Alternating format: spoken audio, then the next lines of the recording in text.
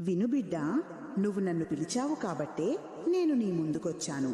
నీ జీవితంలో నువ్వనుభవించిన కష్టాలు, మోసాలు, కన్నీళ్లు అన్నీ నీ గతకర్మల ఫలితం. కాని ఆ సమయం ఇప్పుడు ముగిసింది. ఇక మీదట నీ భవితవ్యం నా చేతుల్లో ఉంటుంది.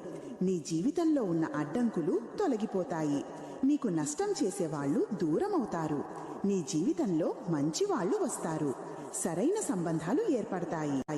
నీ ఇల్లు ఆనందంతో నిండిపోతుంది. నా బిడ్డ, నువ్విప్పుడు నా యోధుడివి.